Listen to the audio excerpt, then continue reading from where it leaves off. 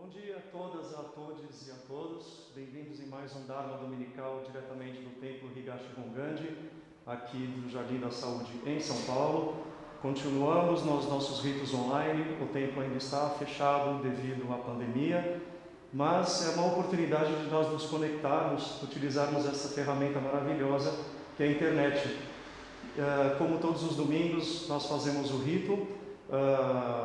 Nós vamos cantar, na verdade, o Sansei e depois eu venho fazer uma reflexão com os senhores. Hoje nós estamos num outro ambiente, nós resolvemos vir aqui para o Honkan.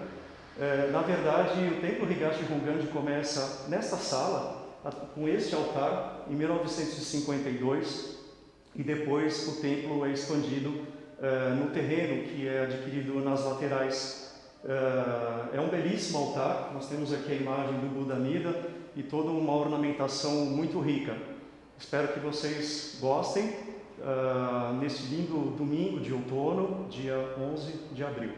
Vamos iniciar nosso rito e depois eu volto para refletir algumas coisas sobre a vida no olhar do Dharma. Vamos lá. E o pessoal do Instagram participa com a gente também.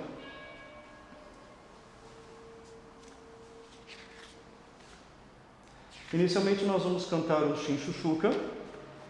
Para quem tem o livreto do Dharma Dominical, se encontra na contracapa, na página 3. Mãos postas, gancho. Namadapsu, namadapsu, namadapsu, namadapsu. Fuka kimi no ri ni aimatsuru mi no sachi nani ni tatobeki hitasura nichi o kiki hiraki makoto no mimune itadakan towa no yami yori sukuwareshi mi no sachi nani ni kurabu beki rokuji no mina o tonaetsutsu yono nariwai ni isoshimau umi no uchi to no hedate naku miyoya no toku no totosao waga hara kara ni tsutaetsutsu mikuni no tabi o tomo ni sen. Aqui devo comparar a felicidade de encontrar a sublime doutrina. Esforcemo-nos em ouvir o caminho, abrindo-nos para receber a verdade. Aqui devo comparar a felicidade de ser salvo das trevas sem começo, recitando o sagrado nome de 6 letras, sejamos diligentes nas lides do século. Unidos, os irmãos de Aquém de Além-Mar transmitem aos companheiros a excelsa virtude do sublime iluminado, juntos viajando para a terra da luz. Namadapsu, namadapsu, namadapsu, namadapsu.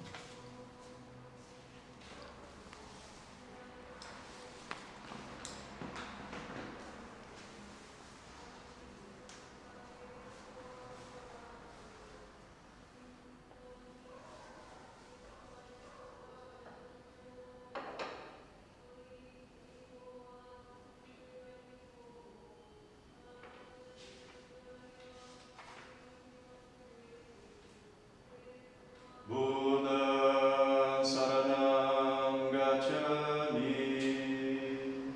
Buddha Saranam Gacchami, Dhamma Saranam Gacchami, Dhamma Saranam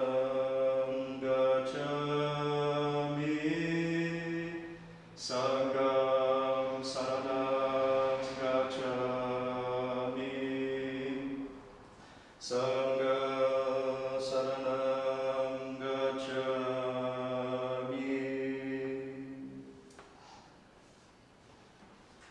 Difícil obter o nascimento na condição humana e agora nela estou vivendo.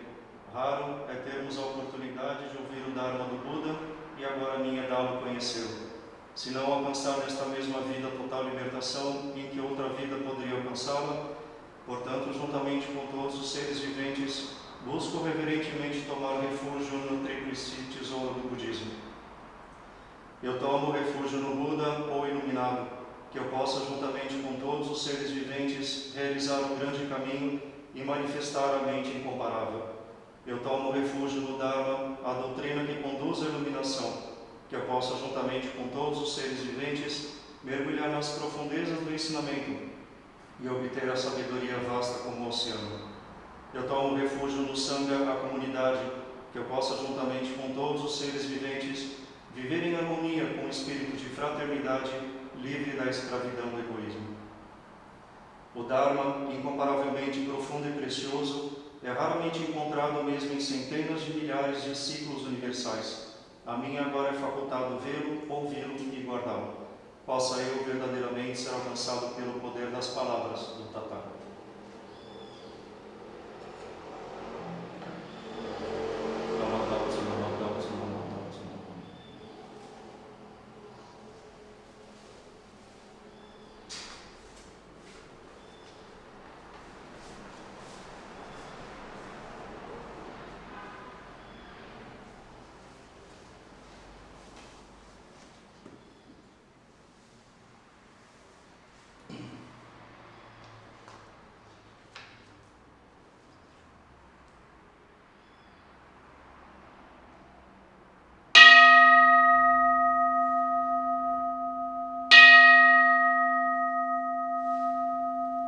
Fiz votos sem igual em todo o mundo. Irei certamente alcançar a via insuperável, se estes votos não forem consumados, que eu não alcance a perfeita iluminação. Se não me tornar um grande benfeitor em vidas futuras e por imensuráveis kalpas, para salvar os pobres e aflitos em toda parte, que eu não alcance a perfeita iluminação. Quando alcançar a iluminação, meu nome será ouvido nas 10 direções.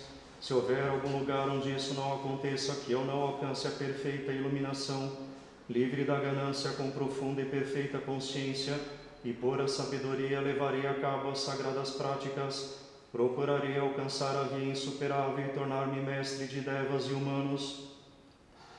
Com meu poder divino irradiarei grande luz, iluminando os mundos sem limites, e dissiparei as trevas das 13 imperfeições. Assim libertarei todos os seres da miséria. Tendo obtido o olho da sabedoria, removerei as trevas da ignorância, obstruirei todos os maus caminhos e abrirei o portão dos planos venturosos. Quando forem aperfeiçoados meus méritos e virtudes, a minha luz majestosa irradiará nas 10 direções, ofuscando o sol e a lua, e superando o brilho dos paraísos. Abrirei o repositório do Dharma para as multidões, dotando todos com tesouros de méritos.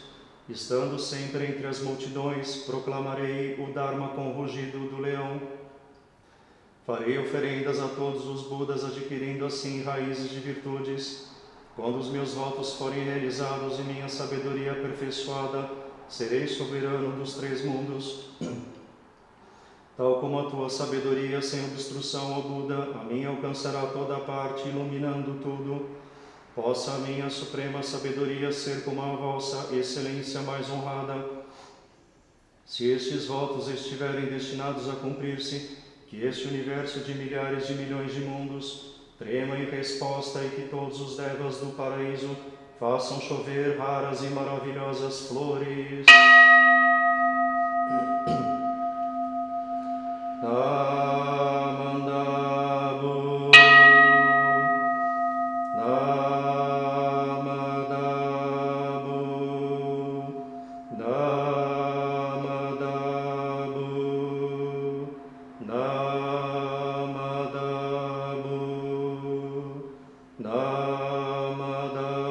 Namandabu, Namandabu.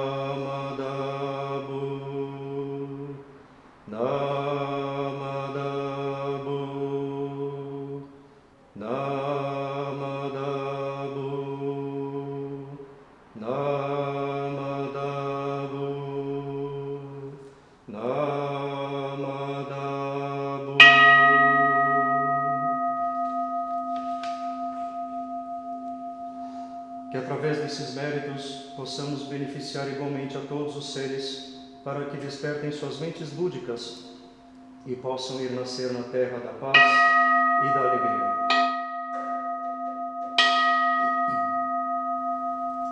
Namadamsu, namadamsu, namadamsu, namadamsu, namadamsu.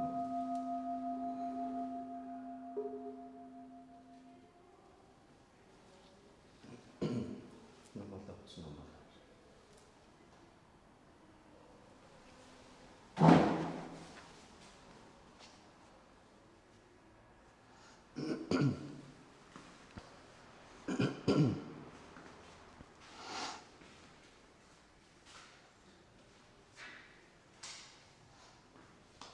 Bom, muito bom dia novamente a todas, a todos e a todos que chegaram durante a nossa cerimônia.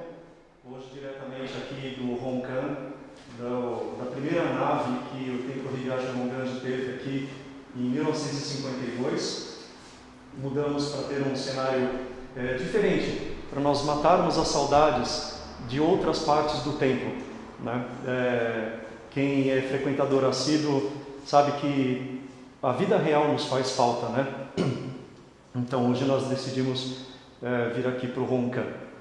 Bom, espero que todos estejam bem, seguros, e gostaria de trazer algumas reflexões hoje. Na verdade, hoje eu não quero falar sobre coisas boas, ao contrário, eu quero falar sobre coisas más, sobre coisas ruins. Primeiro quero contar algo pessoal. Já faz algumas semanas que eu estou acompanhando um seriado, algo que eu nunca fui muito fã, mas o seriado do Lúcifer. Acho que algumas pessoas já devem ter assistido, né?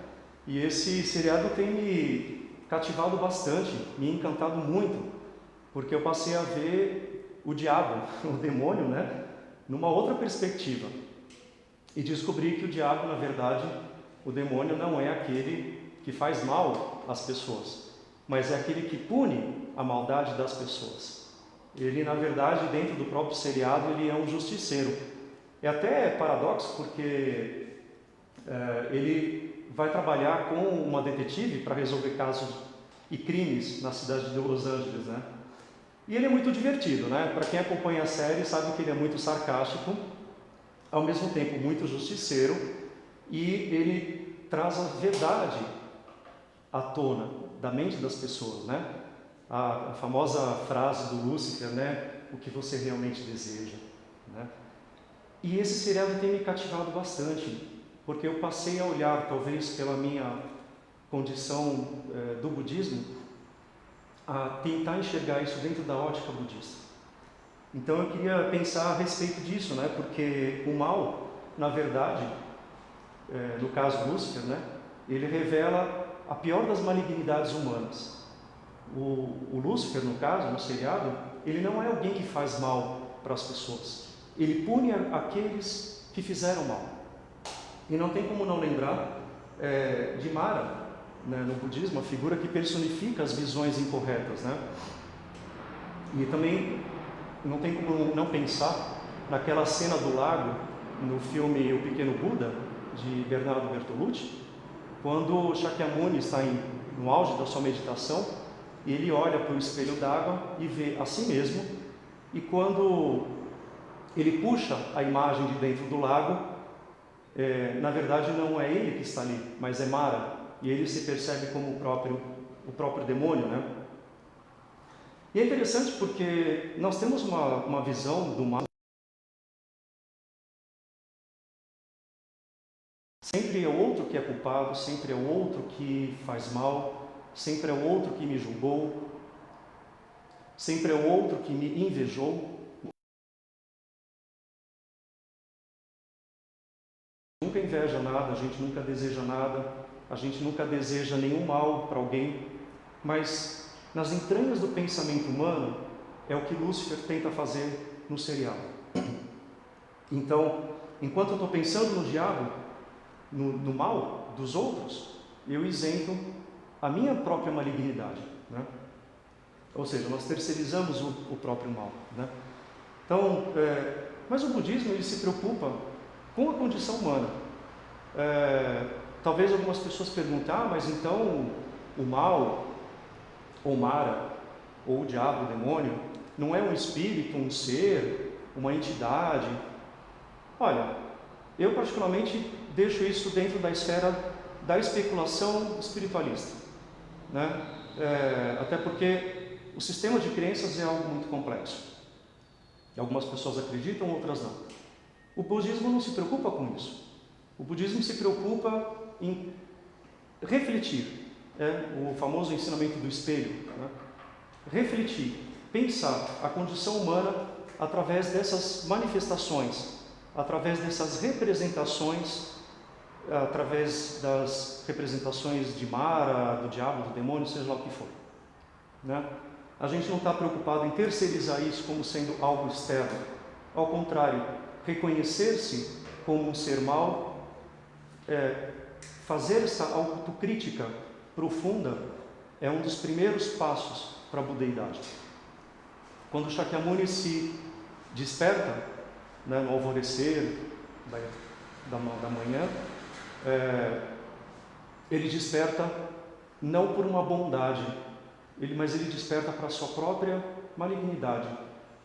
Ele desperta para a condição do não-eu, ele desperta para a interdependência, para a interconectividade, ele desperta para a transitoriedade, e tudo isso destrói, tudo isso corta com uma espada muito afiada toda a pretensão de um ego, toda a pretensão de um eu, toda a pretensão de algo centrado em mim, né?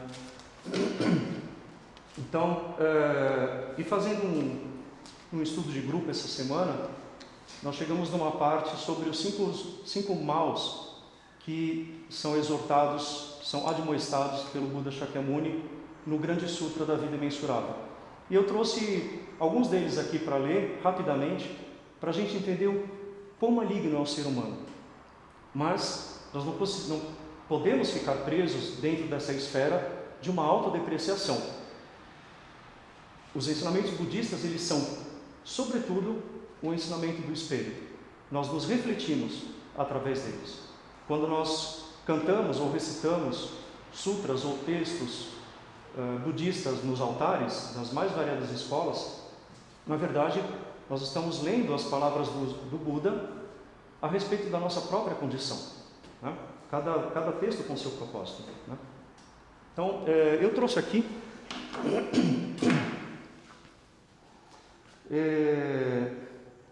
então, no Grande Sutra da Vida Imensurável, que depois os senhores podem ler no nosso site jodoshinshu.com.br, o primeiro mal, aliás, ele está falando para o Buda, para Maitreya, né, o futuro Buda. Então ele diz assim: devas e humanos nas terras de Buda praticam naturalmente o bem e raramente cometem o mal, e assim é fácil ensiná-los e treiná-los. Porque ele está falando da terra pura, ele está descrevendo anteriormente a questão da terra pura, né? Mas ele entra então nessa terra impura que nós estamos, né? Então continua. Quais são os 5 sofrimentos, os 5 fogos, né? Então ele diz assim: esse é o primeiro mal. Devas humanos e seres menores, incluindo os rastejantes, são inclinados a fazer o mal. Não existe ser que o seja, que não o seja. Os fortes subjugam os fracos, ferem-se com gravidade e matam uns aos outros. Todos devoram sua presa. Sem saberem como praticar o bem, praticam o mal e cometem atos indignos e desregrados. Isso é o resultado de bons e meritórios atos de benevolência e do cumprimento de seus deveres filiais.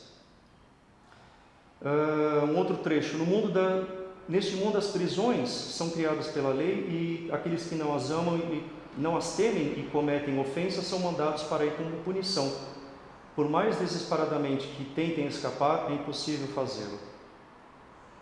Nesse primeiro mal, Shakyamuni ele reflete a questão do karma, porque ele explana a respeito do funcionamento da lei de causa e efeito.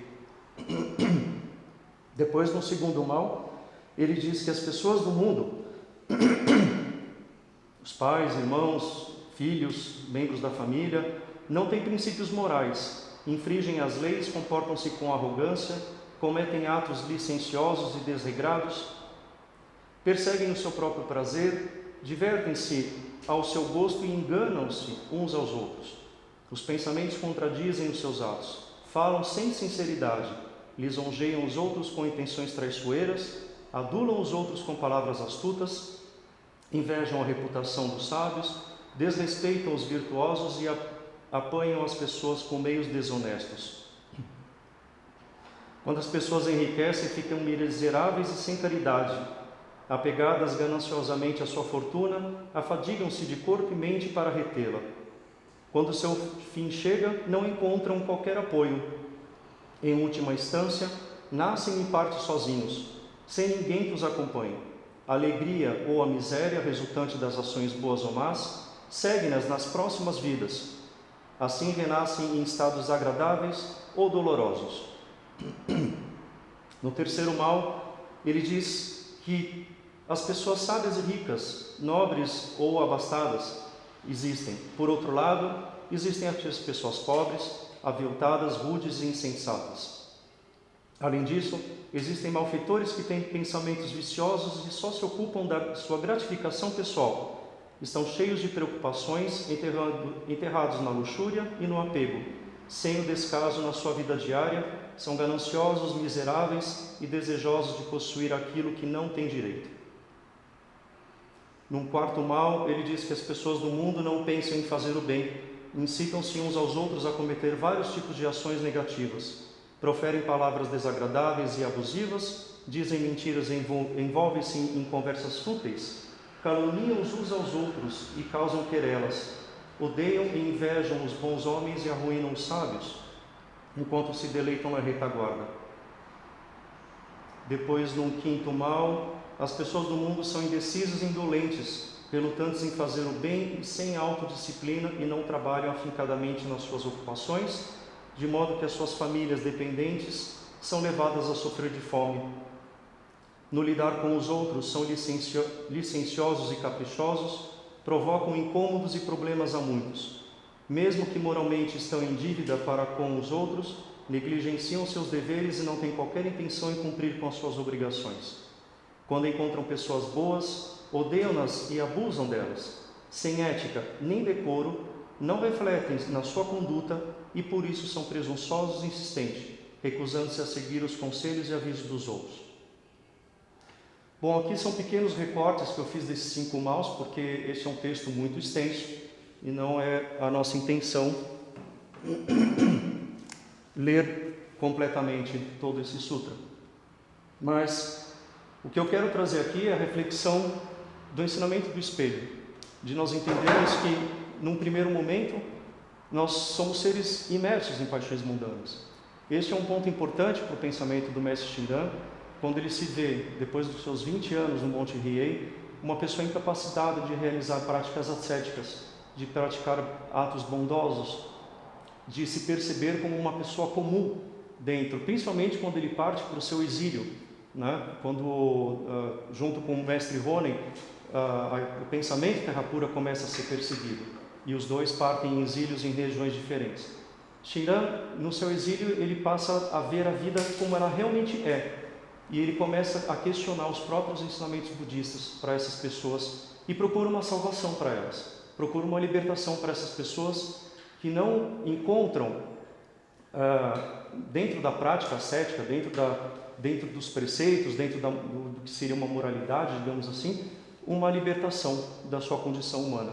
E aí então entra o pensamento da salvação através do Nembutsu. Então, Amida, ao final, ele é aquele que capacita a existência que se abre quando ficamos em paz com esses demônios. É interessante porque a partir do momento que eu passo a perceber que eu mesmo estou gerando esse mal e não somente o outro, eu passo a criar uma autocensura, uma autocrítica, e é isso que faz Shakyamuni despertar, né? Para quem já leu o livro Quem é o Mal, percebe isso nessas falas. É um livro complexo, eu confesso, mas é interessante porque nós temos uma propensão a achar que o ser humano é sempre um ser bom, é sempre aquele que é correto, que é justo. Quando a gente se depara com o ensinamento budista, nós imaginamos que todos nós somos Budas, seres iluminados, seres bonzinhos, e na verdade o primeiro passo para o caminho budista é esta autocrítica, de se entender dentro da condição humana, a condição dos 5 agregados que criam uma identidade, a condição do apego e do desejo. Vamos voltar para a primeira e segunda nobre verdade que Buda Shakyamuni exorta, entender que a vida ela é desequilibrada, ela é sofrida, ela é insatisfeita, e isso ocorre por causa dos venenos mentais, da ignorância, da ganância e da raiva, né? Aquela famosa mandala que tem os 3 animaizinhos no meio, né? Representam muito bem isso. Então, pensando sobre esses trechos do Sutra, isso fez pensar também sobre os 7 pecados, né, dos nossos irmãos cristãos. Então, os 2 piores pecados seriam o orgulho e a vaidade. O orgulho, a arrogância, a soberba, a pretensão, e a vaidade que cega a própria pessoa em detrimento do outro, né? Acho que a gente poderia costurar esses ensinamentos, eles não estão distantes um do outro. O que Buda Shakyamuni exorta a respeito da própria condição humana é o que o próprio cristianismo alerta dentro dos 7 pecados. Essa é uma leitura pessoal, mas eu acho que nós podemos conversar mais a respeito disso. Ou seja, esses ensinamentos, esses alertas, eles nos trazem à tona as piores das malignidades, né? É aquela frase, novamente, do Lúcifer: o que mais você deseja? E quando ele se aproxima do malfeitor, ele praticamente hipnotiza, né? E aí a pessoa acaba falando desejos mais atrozes, como alguns desejos mais bonzinhos, inclusive, né? É muito interessante isso. Então, mas no final do Sutra de Amida, e eu já vou ser spoiler aqui, já vou antecipar, Buda Shakyamuni ele exorta a questão de se livrar disso. Ele mostra a condição humana para que você saia dela. Eu não posso despertar dentro de um quarto escuro. Eu não vou enxergar nada. Eu preciso de uma luz externa para que eu possa enxergar a escuridão. Se eu despertar num quarto escuro, eu não vou ver a cômoda, a mesinha, a cama. Eu vou continuar cego, praticamente, né? Eu preciso de uma luz externa. A luz, ela é um símbolo, ela é uma representação da sabedoria e da compaixão, uma representação do Dharma, ou seja, de todos os ensinamentos que nos fazem olhar para esse espelho, num primeiro instante nos petrificarmos. E eu gosto da figura da Medusa nessa hora, por mais que ela tenha sido uma mulher que foi amaldiçoada, e pela sua raiva ela petrifica os homens, mas eu faço uma outra leitura, olhar para a visão maligna, ou seja, para a própria tristeza da Medusa, nos faz petrificar. Será que nós conseguimos olhar no espelho como se nós tivéssemos uma Medusa na nossa frente, olhar nós mesmos, né? Essa desenvoltura como ser humano, né? Então a luz de Amida, que simboliza a compaixão e a sabedoria imensuráveis, ou seja, é um símbolo de não eu, da transitoriedade principalmente, né? Faz com que nós possamos cessar esses julgamentos, essa mente dual, uma mente dualística, não só a meu respeito, mas a respeito de tudo. Estamos falando aqui numa visão do absoluto, né? Mas para que todo esse esforço? Se esse esforço não resultar na nossa convivialidade, na nossa relação com os outros, só vai ficar uma teoria, vai ficar um amontoado de informações, vai ficar, como uma vez eu comentei, um fetiche religioso, um fetiche budista.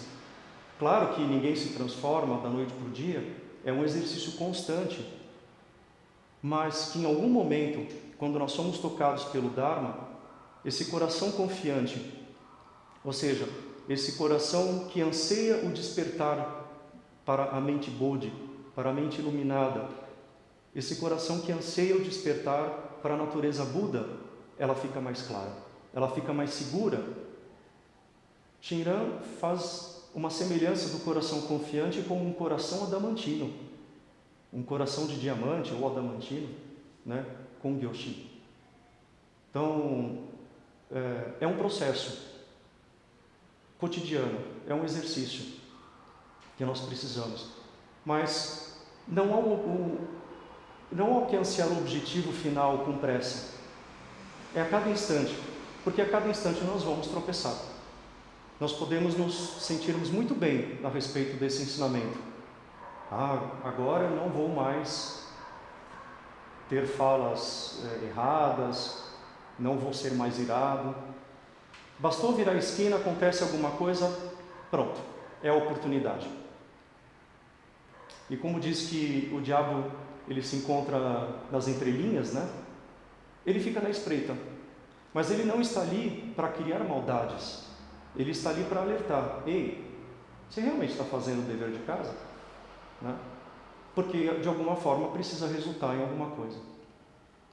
E por conta disso, nós também não podemos nos apoiar no voto incondicional do Buda Amida, e há um termo para isso, Hongambokori,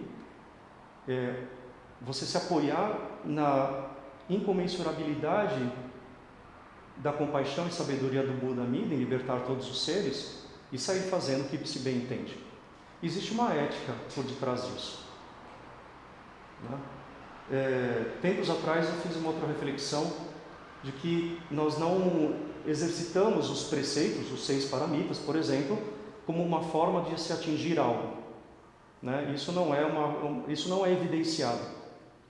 Mas, uma vez tocado dentro desse processo de transformação, eu passo a executar, eu passo a praticar esses 6 paramitas de uma forma espontânea. Então eu passo a ter uma generosidade melhor, eu passo a ter uma atenção melhor, eu passo a contemplar, a meditar sobre a vida de uma forma mais correta, eu passo a ter um exercício, uma diligência mais correta. Esse é o ensinamento de se olhar no espelho. Vamos nos olhar para o espelho que nos evidencia como condição humana, criado pelos venenos mentais, mas também vamos nos espelhar dentro do ensinamento do caminho da iluminação. Como eu disse, o budismo não pode ser visto como um ensinamento de depreciação. Ele tem que ser visto como um ensinamento de espelho o tempo todo. Né? Então, por isso que a gente não se preocupa, né, com a questão de planos existenciais, planos espirituais, espíritos, almas, ou seja lá o que for. Isso não vai dialogar. Nós precisamos olhar para o nosso interior. Então, eu queria deixar essa mensagem para que nós possamos refletir. Claro que isso daria uma conversa muito mais extensa, e é sempre o velho ditado: o budismo ele tem início, mas ele nunca tem fim. Nós podemos falar desse ensinamento diversas vezes, mas em diversos outros momentos e condições nós vamos entender ele de uma outra forma também. Né? Ichigo Ichie, cada momento, cada encontro é um encontro que transforma, é um encontro que modifica, que altera as nossas vidas. Né? Então, eu desejo que nós possamos encontrá-lo, Lúcifer, né, no seriado. Não estou fazendo propaganda, por favor, mas é que realmente eu achei extremamente curiosa a forma de ler o diabo, de ler o demônio. Principalmente o drama da família divina, né? Porque de repente aparece o irmão que é anjo, de repente aparece a mãe. Eu nem sabia que Deus tinha a esposa, né? A mãe de Lúcifer.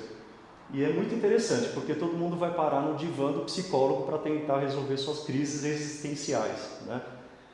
Mas eu acho que tem muito ensinamento budista dentro disso. E, como em tudo o Buda se manifesta, nós podemos entender, inclusive num seriado como esse, por exemplo, o Dharma, entender o ensinamento budista nessa ótica, né? Mas principalmente fazer ele funcionar no nosso interior. Então é isso, queria agradecer a presença de vocês. Vamos cantar o Ondoku-san para encerrar o nosso rito, aqui diretamente do Honkan, do Templo Higashi Honganji de São Paulo. E domingo que vem nós retornamos com mais um Dharma Dominical. Muito obrigado pela presença de todas, todes e todos, ao pessoal do Instagram também, que está me acompanhando exclusivamente.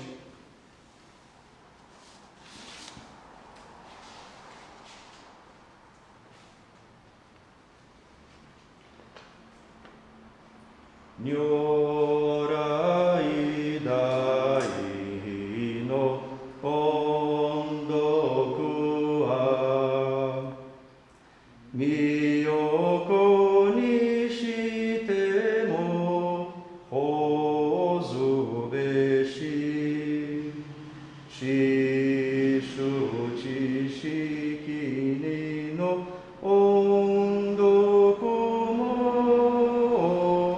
hone o kudakite mo shasu beshi. Mesmo que tenhamos que pulverizar nossos corpos, devemos retribuir a graça da grande compaixão do Tathagata. Mesmo que tenhamos que esmigalhar nossos ossos, devemos agradecer aos benefícios dos mestres. Namo Tassa, Namo Tassa, Namo Tassa, Namo Tassa, Namo Tassa. Muito obrigado a todas, a todos e a todos. Um excelente domingo. Cuidem-se e até semana que vem.